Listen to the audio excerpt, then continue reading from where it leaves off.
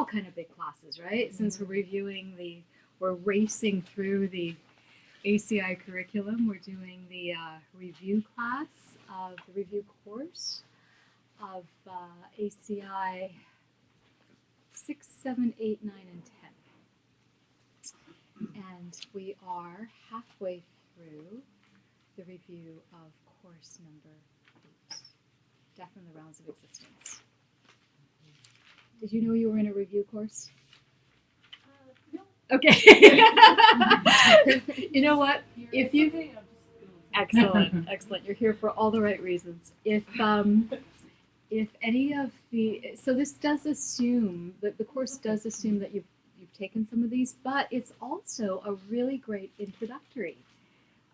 Like if you've never taken an ACI class, I find that the review courses do give you they give you the juicy nuggets, but it does require sometimes putting a whole bunch of stuff on the shelf because, we might be whipping through stuff that does require further commentary or explanation if it's unfamiliar to you. So if it is completely unfamiliar to you, ask me after class, okay? Do you know the prayers? Do you have the opening prayers? Do you have them in front of you? Let's do them in English.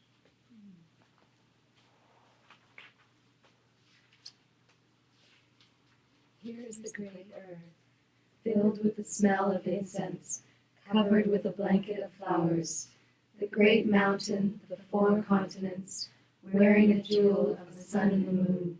In my mind, I make them the paradise of a Buddha, and I offer it all to you. By this deed, may every living being experience the pure world. Idam Guru Ratna Mandalakam Niratayami. I go for the refuge to the Buddha, the Dharma, and the Sangha until I achieve enlightenment. By the power of the goodness that I do in giving and the rest, may I reach Buddhahood for the sake of every living being. I go for refuge to the Buddha, the Dharma, and the Sangha until I achieve enlightenment. By the power of the goodness that I do in giving and the rest, may I reach Buddhahood for the sake of every living being. I go for refuge to the Buddha, the Dharma, and the Sangha until I achieve enlightenment. By the power of the goodness that I do in giving and the rest, may I reach Buddhahood for the sake of every living being. Perfect. So, last class, I promised you a meditation. We're going to do it at the end of this class, okay? Death awareness meditation.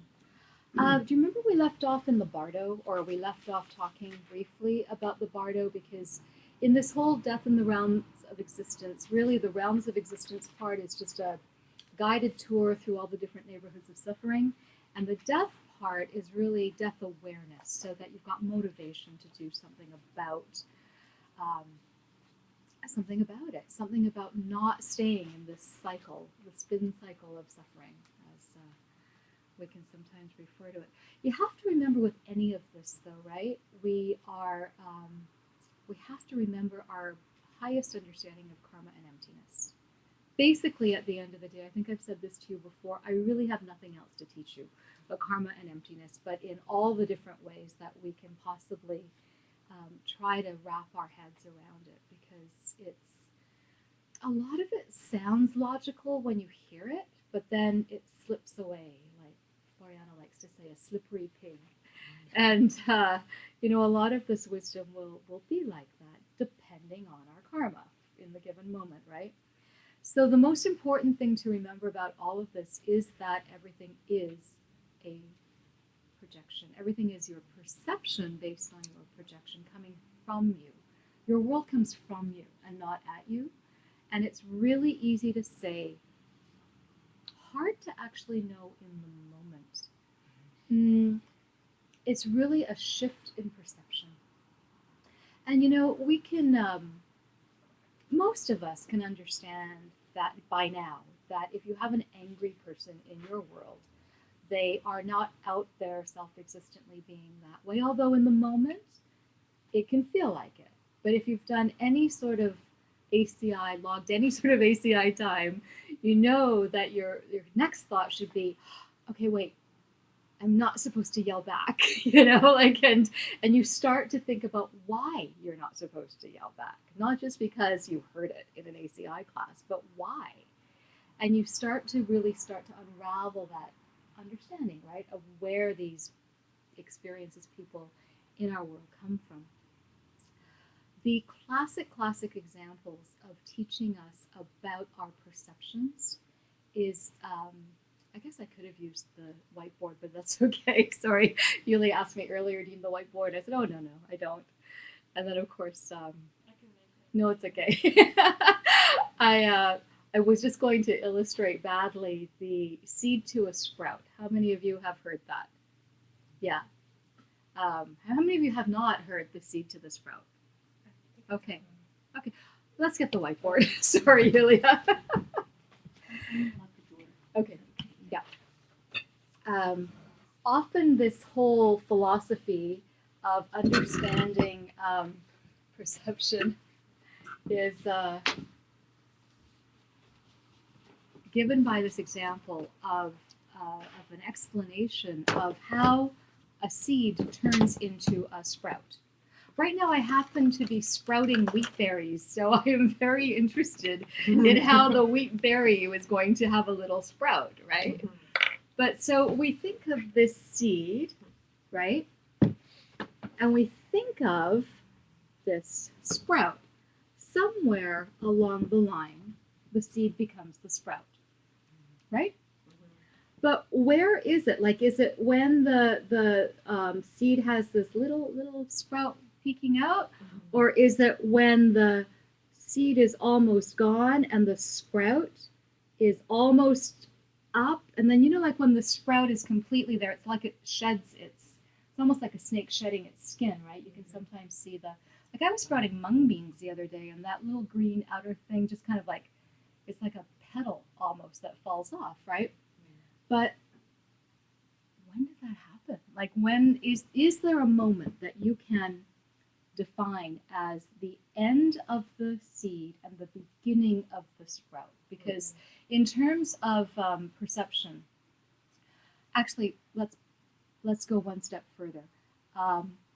What we're talking about are moments in time, right? And any moment has a beginning, a middle, and an end, right? Do you agree with me on that? Yes. Is there any moment that doesn't have a beginning, a middle, and an end? If all moments, if they didn't, it would just be one big moment, right? That never changed. So every moment has a beginning, a middle, and an end. So what we try to do is define when the seed stops being a seed and the sprout begins. Because you actually, first of all, is the seed the cause for the sprout? Like, is my mung bean sprout coming from a mung bean? Yes. Okay. So, but you can't actually have a cause and a result at the same time, right? When the cause is there, the result hasn't happened yet. And when the result is there, the cause is gone, right? But a cause can't be a cause for that until that's there. I'm actually digressing. That's the next level up. But let's just go back to like when, it's dependent, actually. It's interdependent. That's where I was going with that. But that's the next review class, okay? This one is we're trying to get to this point, like, when does this sprout begin? Is it where I just made that dot? That mark, but even that mark has a beginning, a middle, and an end, right? So with anything that you can say has a beginning and a middle and an end, you can actually, it's infinitely divisible. Because is it the beginning of the beginning, or the middle of the beginning, or the end of the beginning that was the beginning of the sprout? And whichever you choose, does that moment have a beginning, a middle, and an end? Right? And down you go, okay? So this is the classic example that is taught because that actually is impossible to have it be going through that process, because otherwise it would take so long. The sprout would take forever to sprout, right? It doesn't happen in that way. it happens because your perceptions shift, your karma shifts. It's a bit hard to actually get that it doesn't happen out there. But that's the one classic example that's given, that any moment is further divisible, and therefore it can't be happening the way we think. How it happens is a shift in your perception. So then we say, like the Dharma party line, right? It's just all coming from me, and it's all my projection. I am projecting this, doing this thing. I'm projecting the beginning, the middle, and I'm projecting all this. Actually, that's not true either. It is true that you're projecting, but not the way that you think. Because if you were projecting in that fixed way, it would also take you forever to see that shift happen. And there actually wouldn't be a shift. Like you would just be shifting all the time. That's even harder. It's the processes that are hard to grasp in terms of this concept of perception. And I'm actually not even supposed to be reviewing the course on perception, but it's necessary in terms of understanding, because I just said last week, right, that there are these realms, there are these 6 realms of suffering, that they're not a destination, they're a state of mind. So therefore, it's a perception, right? So we really want to understand how our perceptions work. And really what this seed, the seed to the sprout example is giving you is that perceptions cannot be happening out there, that you are projecting them, just not the way you think, which then gets to the emptiness of time, the emptiness of processes themselves, because there is nothing that is not empty, okay? But we like to think of, like once you're a semi-educated logician, we even like to think of emptiness as being something. Like we like to grab onto the answer being emptiness. The answer for everything is either compassion or emptiness. Actually, it is, but again, not in the way you think, right? So, yeah,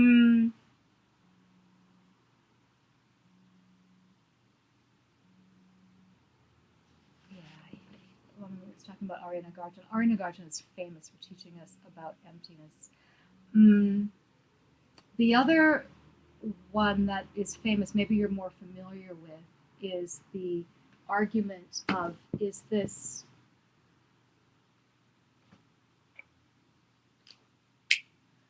one or many? And we talk about the parts, right? You know, this felty part, this red ink part, the black, gray, and red part, the top part, the bottom part, like all of these parts. And we talk about, is this a marker? Is this one marker or many? And we say, well, it's one. I'm only holding one thing. But is it a marker if I take that away? Yes. Is it I can't actually deconstruct this in front of you, but if I were able to, right? Like we could keep deconstructing it, and would it still be a marker? So how many parts are, actually I'm off-roading. The classic argument goes that the whole of the pen, we think of the whole of the pen as being a sum total of its parts, right? I mean, we often even describe it that way. But it's like the seed to the sprout thing. Like if you did deconstruct this and took all the parts apart and looked at all the parts, are they all parts of the pen, or are they only pen once they're all together? It's like the cause and the result thing. Because individually, they're just data, right? But they are not parts of a pen until the pen exists. But until the pen exists, you can't actually have a pen without all of the parts, right? So again, it's like the cause and effect thing. But back to projections, we like to say even the wholeness of this it's a whole thing with many parts. That too is a projection. It's a perception. The only way this can exist as a whole of its parts is how we project onto it. Okay? And the next step you have to get to beyond that, I'm kind of racing through the perception thing.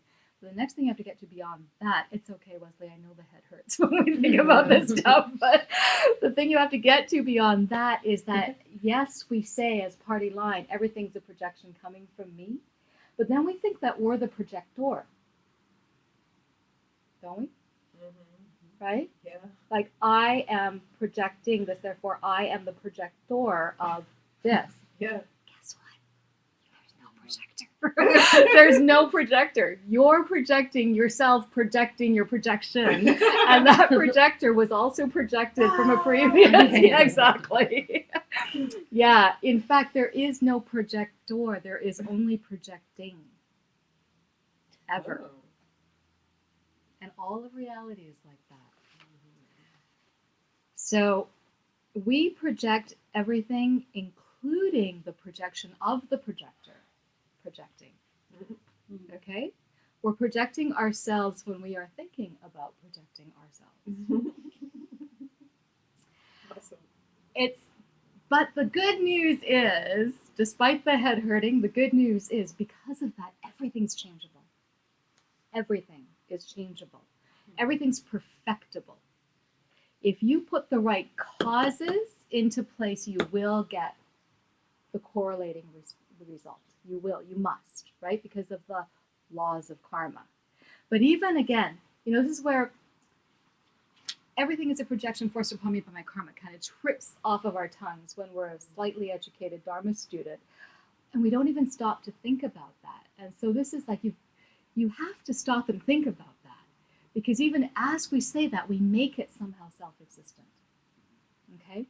So the whole thing about karma too, and I've taught the laws of karma many, many times, and we're doing the karmic tune-ups, and it works, right? Like when you're tracking the stuff, but even the laws of karma are projected. There is nothing that isn't a projection. Now, within that, do those laws of karma work in a specific way? Yes. But even those are not fixed, okay? It would really suck if karma wasn't changeable, actually, because then you could never change your karma, right? And we want to be able to change our karma, and at least in a couple of ways. And it's really good that karma is changeable in a couple of ways. One, it's purifiable. You can purify it. Any of you who are doing a sojourn practice, it was yesterday. Did you guys see the full moon? Mm-hmm. Yeah. And actually, you can do a purification anytime, but according to the calendar, yesterday was sojourn. Which is the monastic purification that some of you have learned how to do.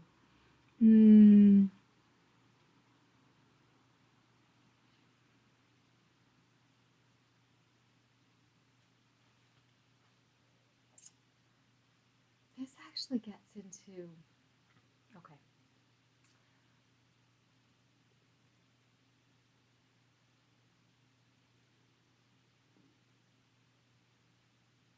We want to purify karma because of a negative experience we're experiencing in the moment, right?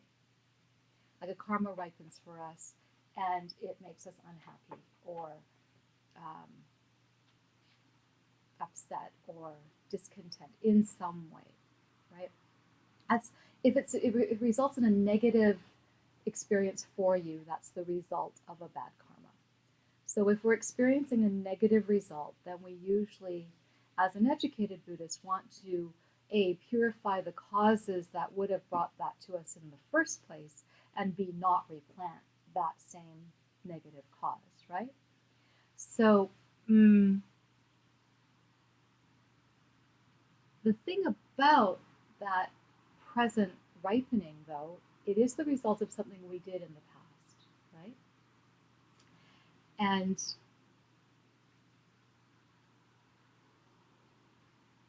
the implication is that you can purify that by changing your perception. Doesn't mean you can just say, well, I didn't do that. But you can change your perception of it. And we're getting onto that territory that I talked about last time about taking the path as the result. No, the result is the path. Mm-hmm. Where you fake it till you make it, right? Where you pretend to be happy in order to plant the seeds to be happy, right? And that's one implication. That's one way that you can actually direct your projection, direct your karma in a way. So anyways, we were talking about why it's a good thing that karma is changeable, and one of the reasons is because you can purify it. The second one is that karma isn't something you have, okay? You are karma. That's actually something that we don't often think about. We think of karma as something that happens to us, or something that we have to experience. You are karma. Your sense of identity, your sense of who you are, is your present karma. And this is really interesting. Because if you had karma, there would have to be a separate you that has karma, right? It would be something like, I have this pen. It would be me over here and my karma over there. Is that more clear? Yeah. You actually are karma, okay? And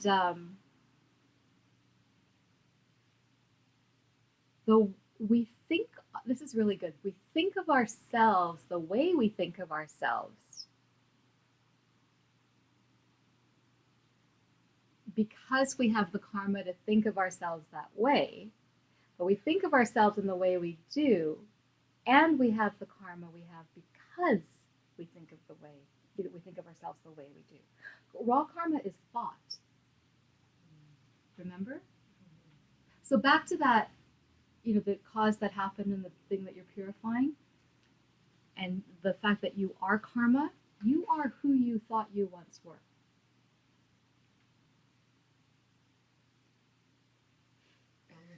Your sense of identity in the present is a function of who you think you once were. Because how you're experiencing yourself now is because of what you did before. What you thought, said, or did before, okay? That's karma. That's how you are karma. So, if we could think of ourselves differently than we do right now, then we would create a whole new karma for ourselves, because karma is empty. See, karma is just an idea of what we thought happened. What we did consciously or subconsciously. The subconscious is a bit trickier.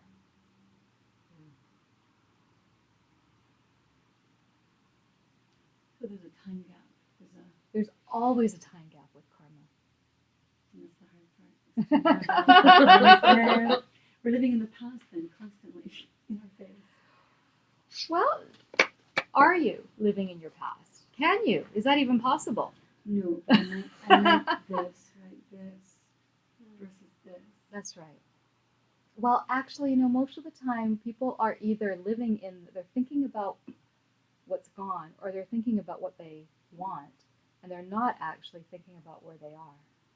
And that's when a person can change, right? It's the only place a person can change. Yeah. So this gets back to the whole thing we've been saying all along, right? How we have to get ourselves out of the way. And don't identify with the you who you thought you once were. Identify the you that you're going to be. Identify with the you that is divine. If you could truly, authentically, genuinely identify with an enlightened being, you would be enlightened being. I'm not saying the fantasy of what if, because that is the practice to get us there. If you genuinely identified with that, you would be that. Because you're genuinely identifying with who you are right now.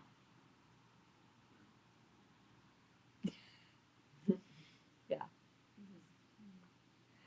So if you had the karma to be Tara, you would be Tara.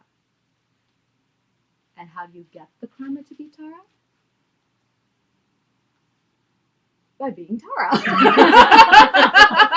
You take the result as the path, okay?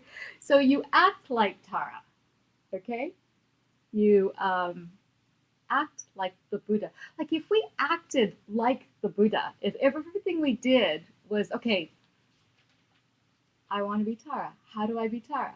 You know, it's like if I act, what would Tara do, right? If I truly acted like that, not just wished I could act like that, I would be that, right? Because everything is empty and because everything can change. But, yeah, see, who you are is your karma, but your karma can change. So you can change, right? Yeah. So back to this projector projecting thing, we often also hold up as the Holy Grail in these classes, DPE, the direct perception of emptiness, right? That's what the whole path, we shorten the whole path. I mean, we talk about all the stages to total enlightenment, and that is the ultimate goal, but we kind of shorten it down to, let's go for the direct perception of emptiness, because once you get that, you're guaranteed you're on your way out. Up until that point, you can still spin cycle in samsara, right? So the direct perception of emptiness is the projection of a cessation of projection. Because while you're in a DPE, it's non-conceptual, right? So this brings up another mind bender, this whole seed to sprout, cause to effect thing. There is no mind without a thought, and there is no thought without a mind.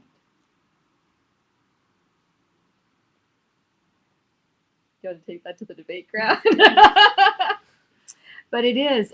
This is all about perception, okay? So if there is no object, right? Subjects and objects exist as those labels because of the interdependence. Okay?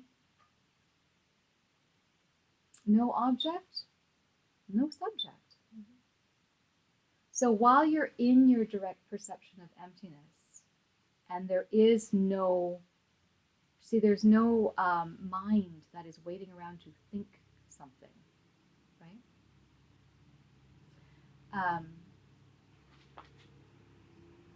So the mind, what's happening is but that's not to say there isn't, because your mind actually never, that stream of consciousness never ever actually completely stops. It's not like you hit the pause button and everything stops and then it like goes back on somehow, right? Like that's not what happens. So the mind that is perceiving emptiness is perceiving an object, because you have to have an object for there to be a subject, okay? So there is an object, but the object the mind is perceiving when the mind is perceiving emptiness is the mind's own being empty of being a self-existent thing. Okay, I'll say that again. When you are perceiving emptiness, you, the subject mind, is still perceiving an object, but it's not something. It's actually the lack of anything. You are perceiving emptiness, and that emptiness is actually your mind's own emptiness of being a self-existent thing. Because your mind isn't a self-existent thing, but your mind finally gets it. I know. Do you want me to say it one more time? Yes.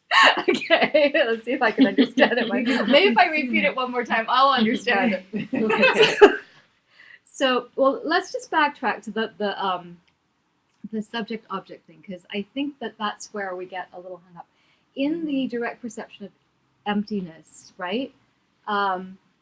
You get this sense, this feeling, and you're not even cognizant of it until you come out from it, until you come down from it. But they all say that you get this sense that you have dissolved the subject-object dissonance, the subject-objectivity of anything. Because we really also relate that with conceptual thought, okay? But see, that can't actually happen. It can't be dissolving, because there can be no subject without an object, and there can't be no object without a subject. So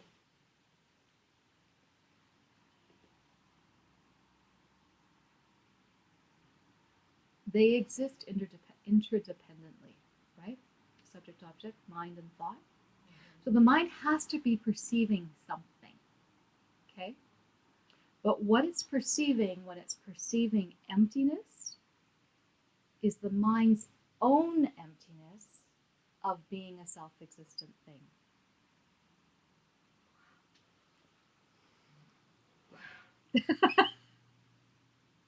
It's a slippery pig, okay?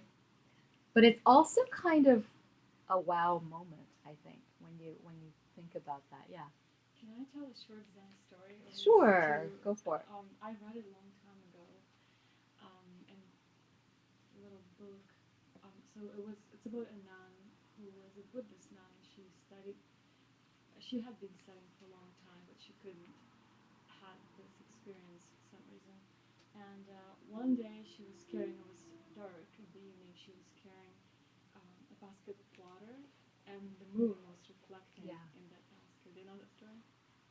And it was a full moon night, and so she was carrying and looking at that moon reflected in the water in the basket, and then all of a sudden the bottom of the basket just broke, so all the water poured out, and at that moment she perceived something. There was no moon anymore in the basket. Yeah, I haven't heard quite that version of it, but they also do say that when the mind is still enough, like the pool of water, the moon representing emptiness will reflect in any body of water, be it a bucket, a pool of water, or a tear. But that's beautiful. I hadn't heard that version before. Thank you. So let's move on to those of you who know the Yoga Sutra. There's that very famous phrase that talks about the Yoga Shritta Vritti Nirodha, where the yoga stops the mind from turning things around, right? So the vritti, the way our minds think, the way our minds turn things around is by thinking that things are anything but our projection. So when that ceases, when the mind ceases to see anything as self-existent, it stops the turning. It stops it from turning itself around. I find that really cool. So if you change the karma that forces you to have your perception, because that's what karma does, right? Then you change the perception. If you change the karma that forces you to have your perception, then you change your perception. And anything's possible because everything is empty. So the thing about using the result as the path, it's kind of like rolling the karmic dice. You get up in the morning and say, okay, do I have what it takes to be Tara today? And you roll it. And you're like, no, not quite today. And then you try again the next day. And if you keep doing that over and over and over, the karma of that is that one day you will succeed. Okay. Homework question. Name the 4 different kinds of sustenance. They say that there is there are things that sustain us in samsara. They call it sustenance because it sustains suffering life. Okay? And the four kinds of sustenance, according to the Abhidharmakosha, which is the authentic source that we're referring to, one is solid food, like the food that we eat. Okay. The second one is, the second, third, and fourth all have the word stained in it, because stained means impure. Okay? So the second one is stained contact, which is the contact that an object, power, and the consciousness, the I consciousness that perceives it, okay? And especially if I really, really like apples, because I do. And it brings some sort of pleasure, that's the stained contact, okay? Stained contact is the contact of an object, power, and the consciousness. Consciousness means the sensory consciousness that involves some sort of pleasure. The third is stained movements of the mind, and an example is hope. They actually consider hope to be a type of food. No one died of starvation 3 feet away from a bag of food if they knew it was there. Like they would make it that extra 3 feet to get that food. So hope will keep you going for a long time. It's a stained movement of the mind. Yeah. And then the fourth one is, they just say it's a stained consciousness linked to an experience like pleasure. But we don't actually go into that in much detail in this review. Okay, and then the 8 kinds of hot hells. We talked about hell briefly last time, right? Mm-hmm. And you know, actually there's hot and cold, but we're only dealing with the hot in this review. So here's the 8. The worst one is called the hell of no respite or respite, however you want to pronounce that. It's actually called Avicii hell in Sanskrit. This is the bottom basement of samsaric hell, okay? And it's the worst because the beings that live there are in unremitting pain. They actually say that the hell beings that live there look like a thing, like the filament that's inside a light bulb, just the filament, and they're just in excruciating pain all the time. That's the hell of no respite. The second one is called revive.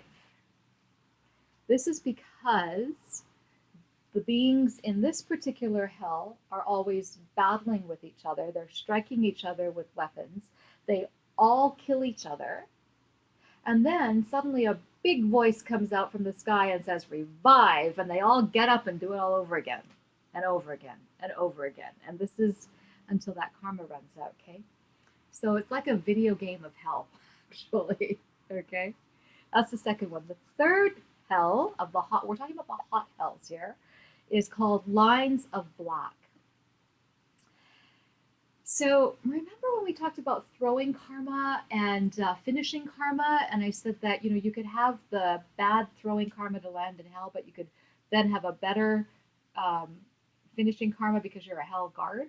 Okay, well this hell has guards. Okay, lines of black has hell guards. So the hell guards first cover the other beings who don't have the good fortune to be hell guards in lines of black hell. The guards cover them with black lines, and then they chop them up according to those lines. And then it all, like, you come back and everything happens all over again. So it's a bit different from revive, though. It's called lines of black. The fourth one is called gather and smash. There's hell guards in this one, too. The hell guards gather the beings together and smash them to a pulp. The fifth one is called screaming, because it's named by the being's shrieks of pain because it's so searingly hot. That's 5, though. We're going to 8, right? But we did start with the worst one. Then we went back to the least worst one, and now we're working our way back up. 6 is called extra screaming. guess what happens there? Screaming gets louder. Okay. The seventh hot hell is called heat. It's just called heat because the inhabitants burn stuffed into red hot iron chambers. And then the eighth, which is still better than Avicii hell, eighth is called superheat because the beings here roast in an oven even more unbearably hot, and these are ceramic chambers with single or double walls. They're not pleasant, okay? None of these are. So the next question is, how do we get out? And really it's asked in the way of, what is the length of time that a being must gain the collections of merit and wisdom? You know, at the end we talk about when we do the offerings, the merit and wisdom, to become a Buddha. And this, do you remember this one? It's okay, it's not a... Yeah. 3 incalculable eons. And Holy Geshe Michael actually did the math on an incalculable eon. Now, wouldn't you think that 1 incalculable eon would be enough? Because it's incalculable, right? But anyways, there is actually a finite number to this. It's the number 10 followed by 59 zeros. Times 3 is how long it takes to become a Buddha. That's how many eons it takes to get enlightened. Bless you. Years. Yeah. And so it's 3 times 10th to the 59th power. That's the bad news. The good news is you don't know how long you've been at it. Right? Do you? I don't know how long I've been at it. So, you know, it could have been that you've already done 2.99999999999 incalculable eons, right? Could be. Got to roll that dice, right? It also assumes, this number assumes that you're not practicing the highest practices of Buddhism and that you're just meandering through samsara as just an ignorant schmuck. And none of you are doing that, okay? So it also does mean, though, they teach us these things so that we don't take this life for granted, this precious opportunity that we do have. Okay. Next question. Describe the periods of time when Buddhas appear in the world. Now, those of you who have done old ACI courses already know the answer to this, but by the way, if you really want to take this to the debate ground, it's a trick question because of everything we just said about karma and emptiness, right? When do Buddhas appear in the world? When your karma is good enough for Buddhas to appear in the world. That's not the answer in the answer key. But I got to tell you, that is the answer. So I charge you to take it to Lama John on the debate ground, okay? Especially if he's debating you on this class, because yes, you can say, well, the answer key says this, but yeah, if you have the karma to see a Buddha, it means you're pretty damn close yourself, okay? You're close to being that yourself because you can't actually see anything outside of you that isn't already in you. Okay?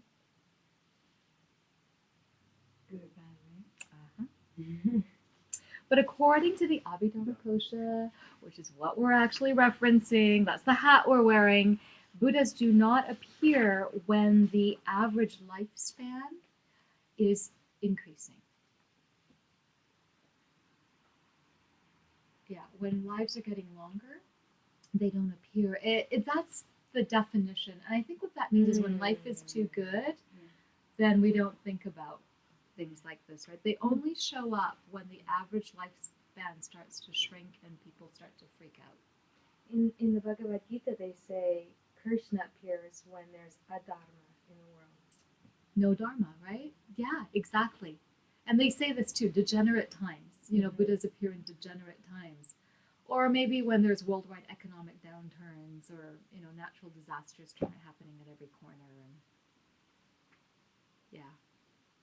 But it is interesting, and it's interesting that all of the authentic scriptures talk about this, right? I mean, why would people even be interested when life is too good? Because then we get into that whole deva realm thing that we talked about. If that's in the human realm, we can have it too good, and we're not motivated to practice.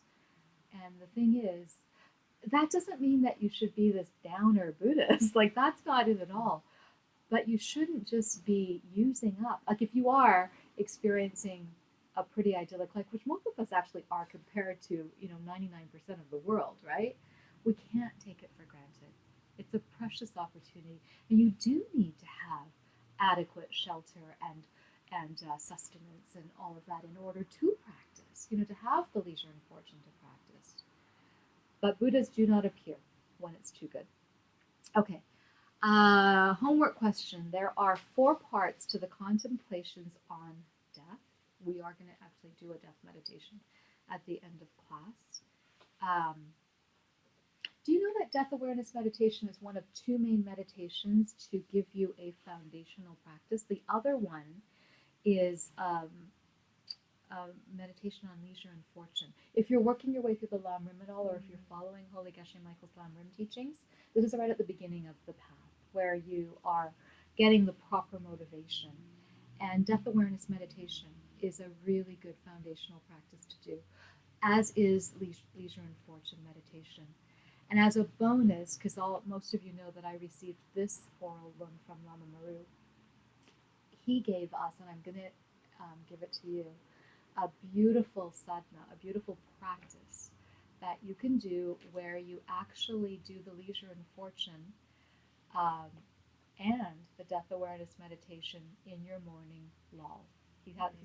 Mamaji's famous for recommending that when you first wake up, not just jump out of bed, but to allow yourself time to lull, L-O-L-L.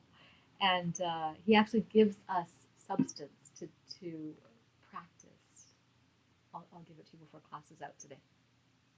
But the leisure and fortune meditation is where you really look at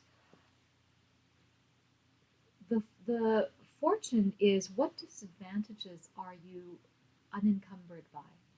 What disadvantages are you free of? And then what advantages do you have?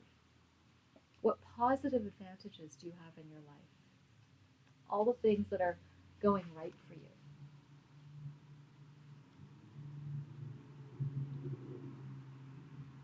This is really a beautiful way to start your day. When your eyes open and you're in bed. First of all, you're in bed. Okay? Like, that's pretty damn good. Okay? And then you think about, it's like counting your blessings. You think about all of the amazing things in your life. And you think about how fortunate you are. I am so blessed. Let me count the ways. And you do that. You count them. But then the second part of the morning lull, and this is the death awareness meditation. I'm not going to give you the full thing right now because we're going to actually do it as a meditation. But it is to remember, after you've listed everything you're grateful for, remember that you actually are going to die. That these things aren't going to go on forever because you're not immortal yet. And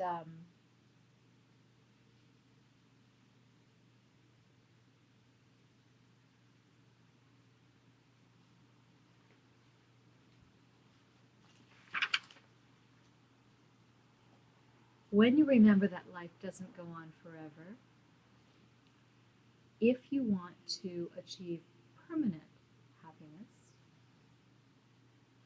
deathlessness, then you got to get up and do something about it, right?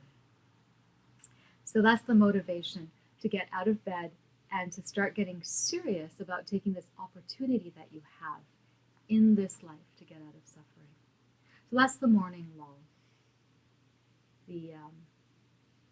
Which I'll talk a little bit more about at the end of class. Okay, so wait a minute. There's 4 steps in the contemplation of death. That's how we started this, right? Mm-hmm. Okay, so first is that you consider the problems of not meditating on death. Like, if for some reason you lived as if there were never going to be a death, which is, by the way most people live, right?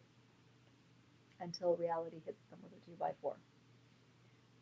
It can be problematic because then we're really just thinking about ourselves. We're not really thinking about anything beyond our present happiness, like getting the things we want and pushing away the things we don't want. So the first thing is to consider the problems of not meditating on death. Secondly, The second step in the contemplation of death is to consider the benefits of meditating on death. You know, if you woke up every day and said, today's my last day, how would you live? Like, we really wouldn't take anyone for granted, right? We'd actually start being happier right away.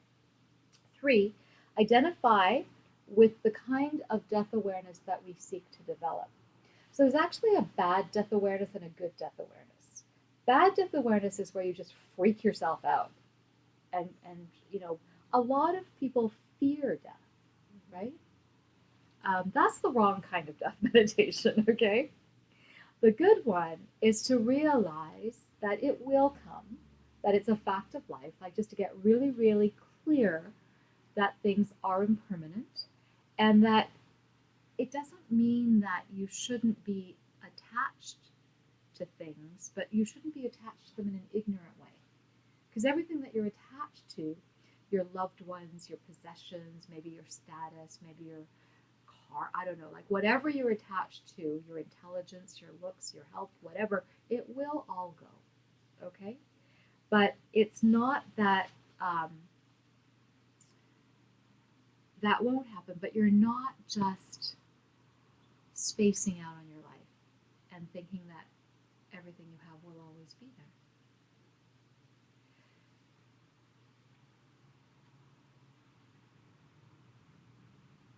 You know, often when people lose people suddenly, they remember that the last thing they said to them was horrible. Or, you know, like that's very common. Very, very common. So if we started living our life as if every moment was going to be the last one, consciously, how would you treat people then, right? 4 is how to meditate and develop this awareness of death. So let me just say that again. So the first one is consider the problems of not meditating on death. 2 is consider the benefits of meditating on death. 3 is identify the kind of death awareness that you're seeking, not the scary kind, but the realization that actually wakes you up and motivates you to get on with it. 4 is how to meditate and develop this good awareness of death. Okay, so this has 3 parts. You knew that was coming, right? Haven't given you that many lists yet. Well, other than the 8 hells, but. So the first main part of the death awareness meditation is death is certain. Okay. 2, the time of death is totally uncertain. And 3, at the time of death, what's going to matter? What is really going to matter? You can't take anything with you. Really, the only thing that's going to matter is how you've cultivated your mind. You know, Geshe-la puts it simply, how you've treated others. That's really all that's going to matter. Now, as an extra step, at the end of that motivation, you should think of 3 resolutions. 1, in light of the fact that my death is certain, I resolve to make spiritual practice a priority in my life. That's your first resolution. 2, in light of the fact that my time of death is totally uncertain, I need to start that practice now. So you get a bit of urgency. 3, in light of the fact that nothing except my spiritual practice will help me after I die, I need to make it my only priority. I need to make it the nexus around which everything else revolves. So, in light of the fact, just to repeat in another way, in light of the fact that my death is certain, my spiritual life should be my priority. In light of the fact that the time of my death is totally uncertain, it should be an urgent priority. And in light of the fact that nothing but my spiritual practice will help me after I die, it should be my only priority. That's another way to say it.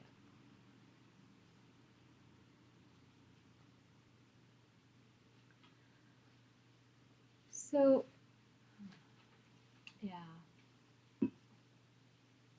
So I want to give you these precious words that Lamaji gave us when he gave us this part of the class. and it was really a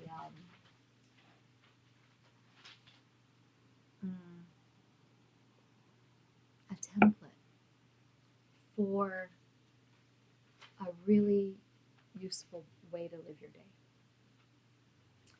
So, first of all, the very first tip is to get a good night's sleep.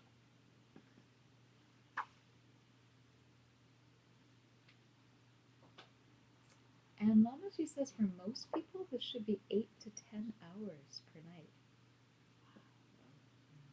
I can't remember the last time I slept 8 hours. Not because I didn't want to, but because I stayed up too late, right? So get a good night's sleep every night. Yes, Lamaji.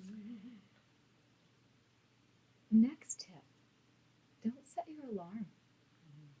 Get up without your alarm. So you need to learn how much sleep you need and then go to bed early enough that you'll get that amount of sleep so that you wake up without the need for an alarm. Do you find, I actually do set my alarm, but I always wake up before it. And I shut it off so it doesn't actually go off. And then I do my lull. But most of the time, but it's not the same. I'm still using the crutch of having that alarm there, right? Just in case. But this is actually a really, really useful practice to cultivate.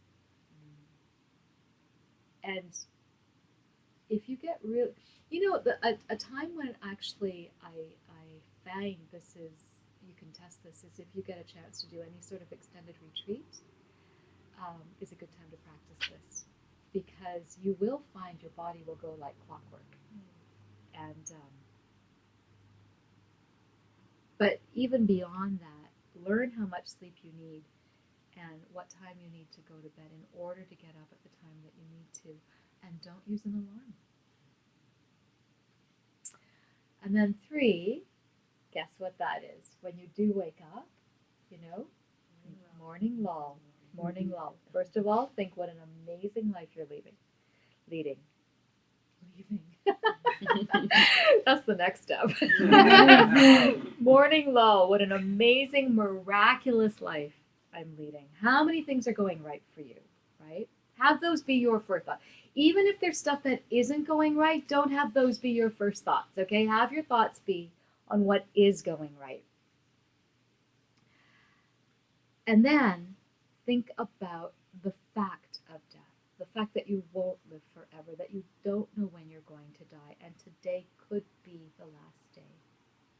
And if you think that often enough, one day you're going to be right. Okay? So get up and live as if it were. So then you get up, you wash up, you do all your morning stuff, and Lamaji says it would be useful to meditate 15 to 20 minutes every day. Stay quiet. And then maybe do a little asana, stretching, some physical activity to get the energy flowing. He recommends that we then plan for what we're going to do today on our last day. And then during the day, of course, track your mind. Keep your 6-time book. During your day, do something kind for someone else. And it's even better if you do it anonymously, because it takes the self-interest out of it.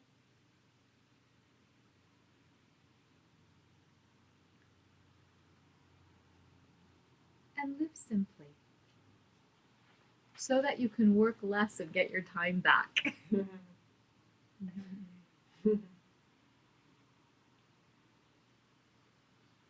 And then at the end of the day,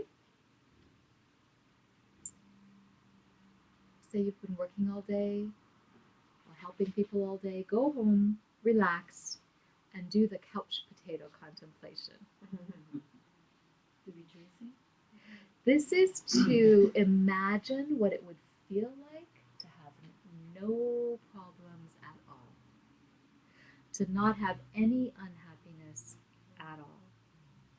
What would it feel like perfectly contented in a perfect rainbow body in a perfect place. It's actually, this again is taking the result as the path. This is the meditation to do that. If any of you are curious on how to manifest your own inner Tara, this is how you do it. You take the result as the path. What would it feel like to be her? What would it feel like to be perfectly perfect, perfectly contented? It's actually a really high practice to put your mind in a place where you're going to go. And you know, this is how they train major athletes, right? You can't actually reach a goal if you can't see it. But if you can see it, guess what? Yeah. Couple more tips. Every night, do 30 to 45 minutes of serious spiritual study. Read a sacred text. Any of you in ACI will have no shortage of. And then go to bed early. You know? Go to bed early so you can get up early. And that's Lamaji's advice for a template for your day. Lamaji is Lamaru or Lamaji? Okay. Yeah. Okay, does anybody want a dance break or need to stretch or have some lovely hummus? And because it's actually 8:36 and all I have left for you is a lovely death awareness meditation, but it is going to require some sitting. So why don't we do a bit of a stretch, okay? I'll put on one song. And this will come back. Well, it's because you're getting a monologue, and we're cutting out the chit chat.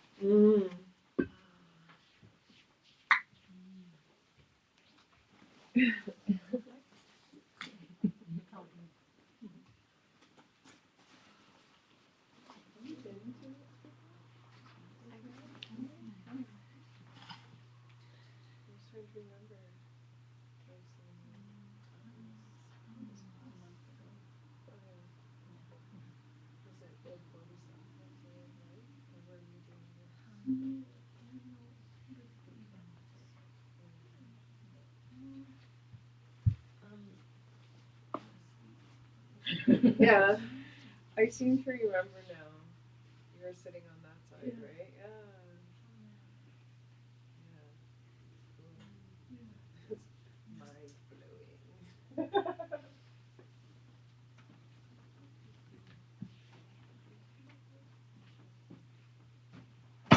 There is.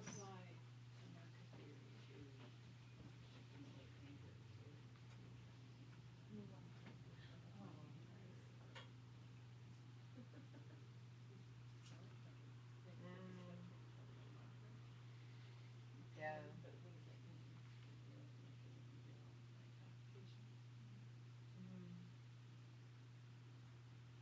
Well, it has more to do with the person in front of you that you think is causing you anger, or the person that you're thinking about that you think is causing you anger. That's the marker. Right. But what is it just that? Yeah. I don't want to take it home. It didn't work for Johnny yesterday. No? Are you angry or is he angry? You need some. You're talking about angry boss? Yeah, it didn't work for Johnny yesterday. About the angry boss? Well, I'm Marie to talk about that. Okay, just checking. Maybe try.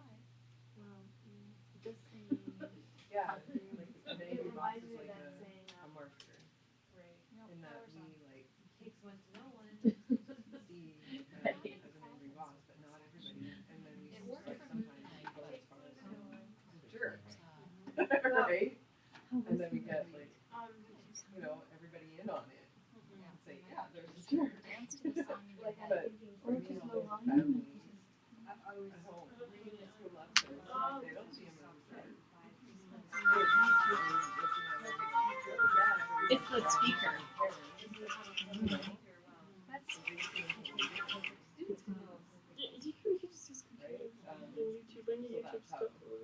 you know what song is great? No, I have music. We just don't have speakers. It's like the, have you heard the pets and with the dog looking at it? Yeah.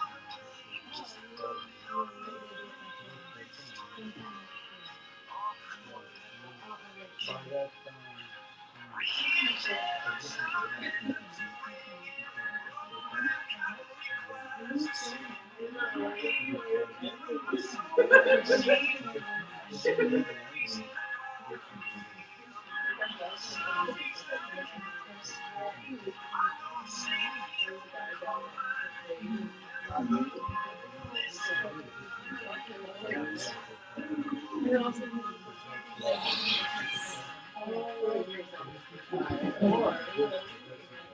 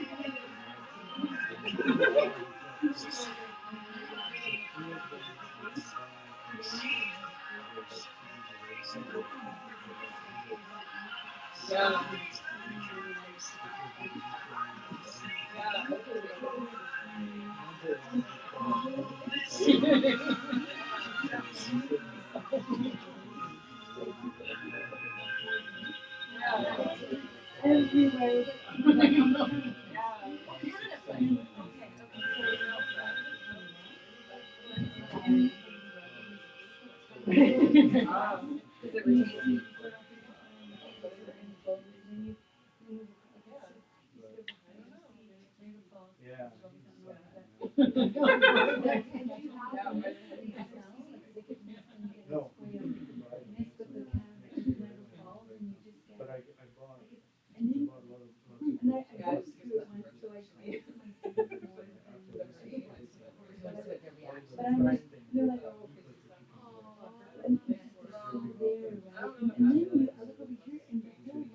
Yeah.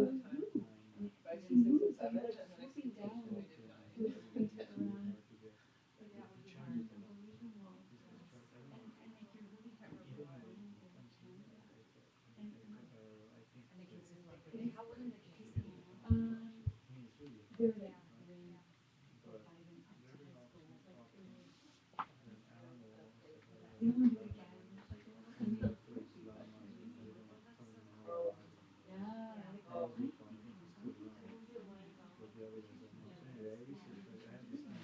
to do it again. I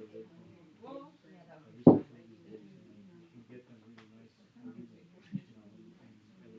Well, eventually, yeah.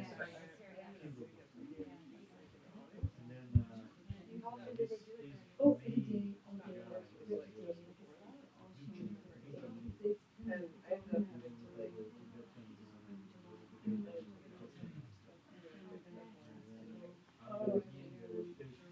Okay, guys, let's Like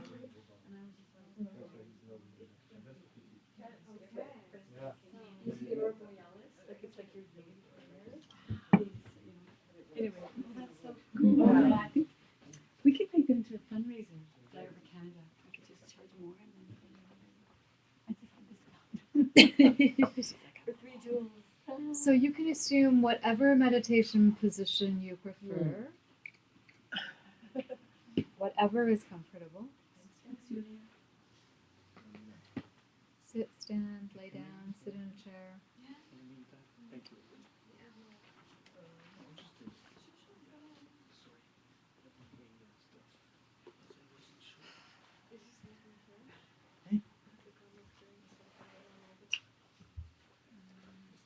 So I am going to give you the long playing dance version of this, okay? So you can shorten it if you're doing it in your morning lull and you just want to bring it down to its bullets, but it's nice to really flesh it out. There is also a whole beautiful teaching module that I first learned from Holy David Stumpf of Diamond Mountain. He's actually one of the 3-year retreatants right now down in Diamond Mountain, and he came to Vancouver. This was early in my Geshe Michael career, and taught the Source of All My Good, which is the famous Jetsun Kappa Lamrim, but he taught it in the context of this meditation, which is really, really beautiful. Maybe we'll do that here someday. But okay, so assume the position and really, really settle into your body in whatever position you're in. If you are sitting, make sure that your back is really straight. And then relax everything except for your awareness. So if you are taking the supine position, keep your mind alert, your awareness alert, but relax everything else. Relax your eyes, relax your forehead, relax your mouth, your cheeks. Relax your shoulders, let all tension go.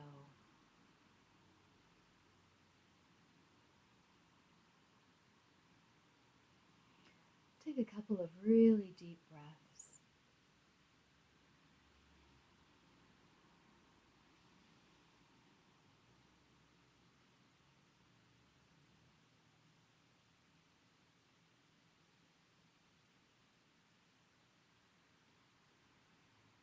Stop thinking about anything that's already happened or what's going to come next. Be here now. Be in the present moment.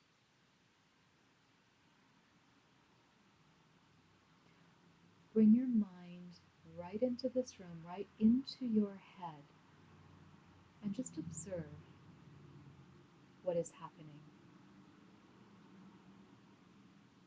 Try not to let your mind wander into daydreams about the past or future. Try to stay with the present.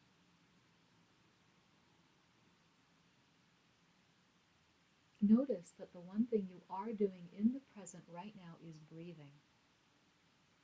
So watch your breath. Fixate on your breath. Become fascinated with your breath. Try to see your breath as the most interesting thing that you've seen all day.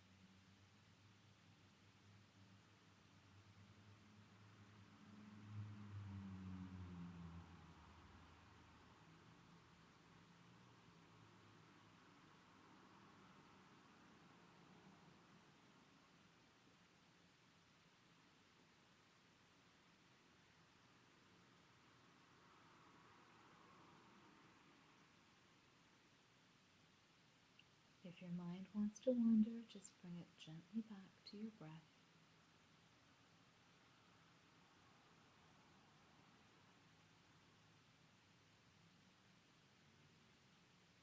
And make sure you don't move. Hold your body still for the entire meditation. And if you can't do that for yourself, do it for the others in the room.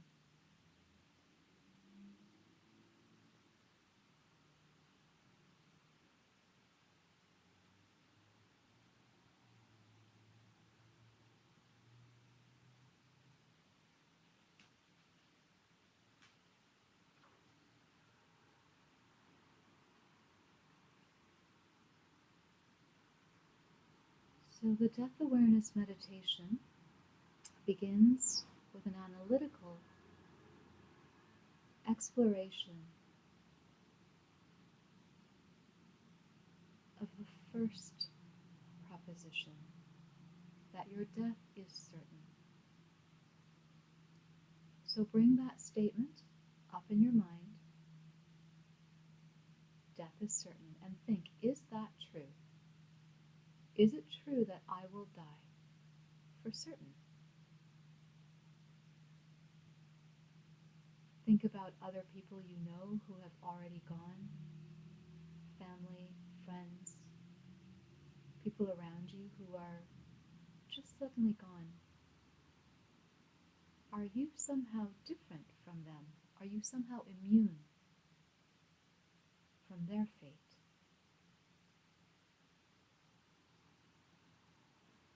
Think about the fact that in 60 or 70 years maximum, everyone in this room will be gone, including you.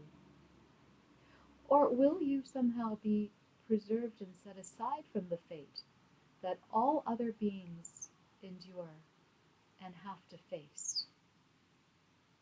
Is it the case that your death is certain?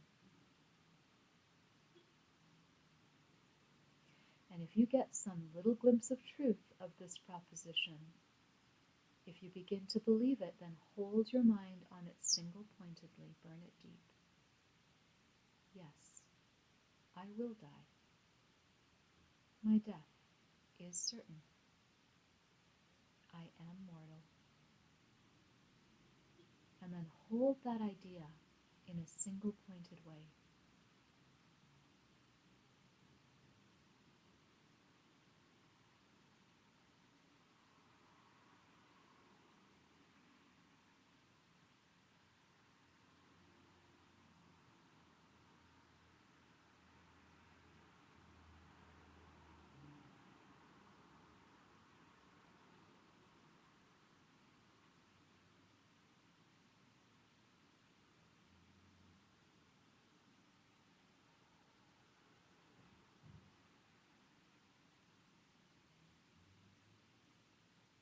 Secondly, think, do I know when I'm going to die? Do I have any real clue? Is there any certainty that I will make it even through tomorrow, or next week, or next month, or even next year? Analyze this proposition. Is it true that I don't know when I'm going to die? Is it true? And you might confront a little resistance. You might think, oh no, I still have several years to go because I take such good care of myself. Face your resistance that you could die and think about all the ways that you could. There are so many things that can kill us, and even the things that keep us alive can kill us. We can choke on food, or drink the wrong kind of water, or breathe the wrong kind of air. There is no certainty at all. Here you're trying to get very, very unsure about how much longer you have to live. I am unsure when I'm going to die. And when you get some truth of that, hold your mind there.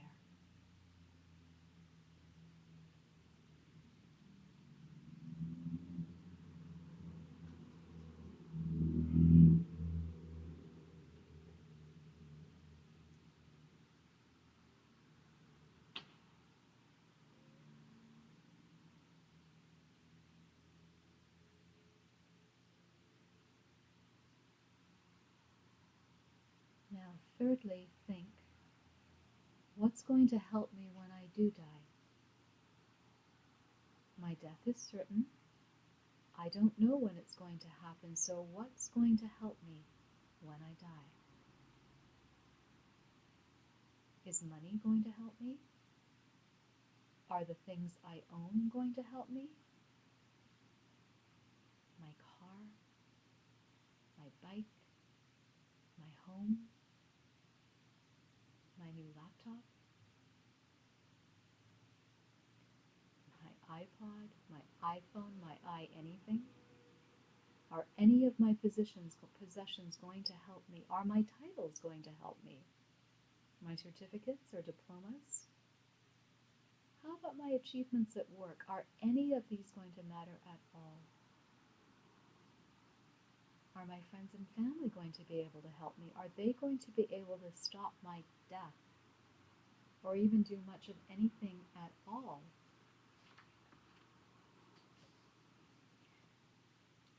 They might say, please don't go, but when it's time, they won't be able to help you. What about your very body? Will it help you? All the time and energy and effort we spend on grooming and exercising, keeping our hair combed, our teeth brushed? Our bodies will fail us. On your deathbed, are any of those things going to help you or matter at all?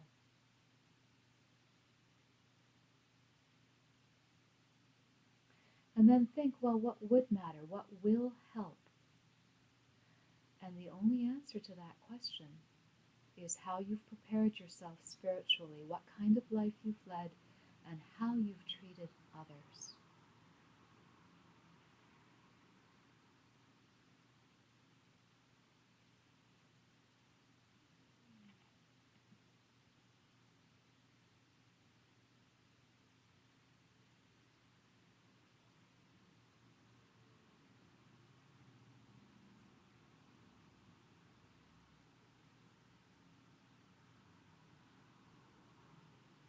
And so we end this meditation in light of the certainty of death. Make a resolution to regard your spiritual practice, your spiritual life as a high priority. Given that death is certain, make your spiritual life a priority now. Resolve to do that. And given the fact that you don't know when you're going to die, that you have no clue as to how much time you have to live, make your spiritual practice an urgent priority without any procrastination. Make that resolution.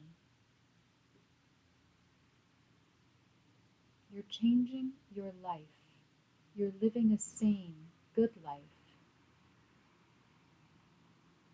Make this an urgent resolution. Start now. Start tomorrow. Don't waste any more life. And thirdly, in light that the spiritual life is the only thing that will help you when it comes time to die, make this the pivot of your life, the only real important thing. Everything else should revolve around that. Your family, your friends, your job, your hobbies.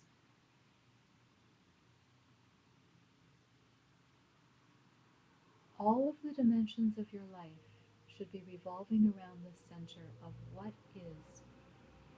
kind of spiritual life am I leading? How can I interact with people in a spiritual way? How can I go to work and use that time and those interactions in a spiritual way? And start thinking about your whole life revolving around that center, because that's the only thing that's really going to matter.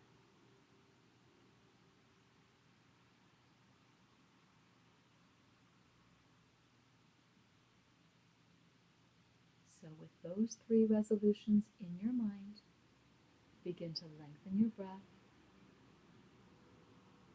wiggle your fingers and toes, and gently and slowly you can open your eyes and come back.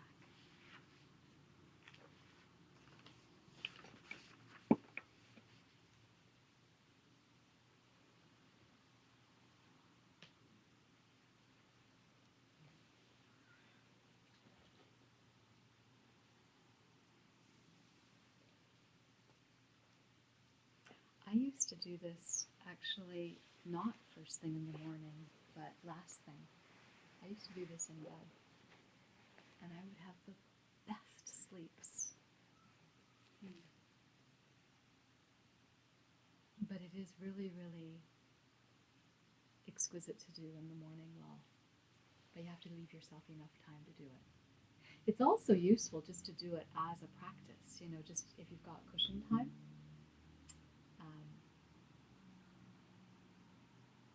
And if you do listen to the Source of All My Good modules, I think we might even have them recorded, I can't remember. There's also some more elaborate steps to that meditation visually that you can practice too.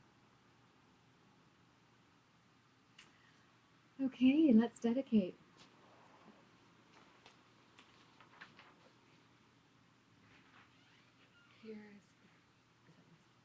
Here's the great earth, filled with the smell of incense, covered with a blanket of flowers. The great mountain, the 4 continents, wearing the jewel of the sun and the moon. In my mind I make them the paradise of the Buddha, and offer it all to you. By this deed may every living being experience the pure world. Igam Guru Ratna Mandalakam Nirayatayami. By the goodness of what I have just done, may all beings complete the collection of merit and wisdom, and thus gain 2 ultimate bodies that merit and wisdom make.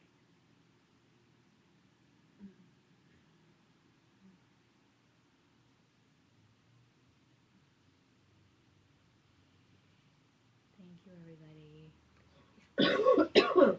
So, on that beautiful meditation note, the Great Retreat Phase 2 happens this Sunday here. The Great Pledge, the Great Retreat.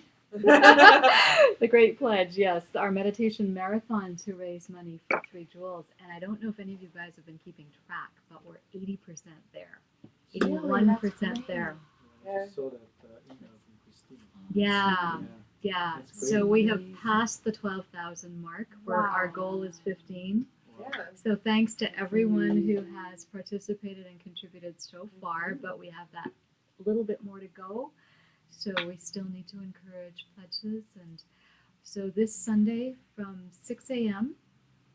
till 3 in 8 24-minute gadakas, which is in the shamatha tradition, 24 minutes on, 6 minutes off, and then we'll do a half-hour mindful eating break in the middle, which is... That's what I don't understand, because it's actually 9 hours.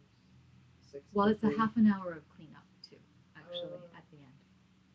So, but we did one round of 8 already, and it's gorgeous. So, this is round 2. The final round happens on December 21st, but I'm hoping we can get to our goal well before then. So thanks to everyone. Thanks again to Farah and Drishti Point for helping us out with the film fundraiser we had this past weekend. It was a beautiful film, Compassion in Exile. And there's going to be, there's still online auction items and all of that kind of stuff too. So encourage your friends to participate.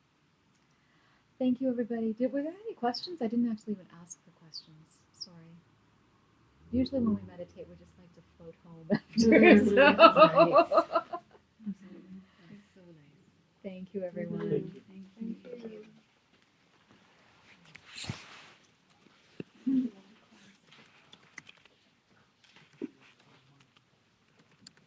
Thank you.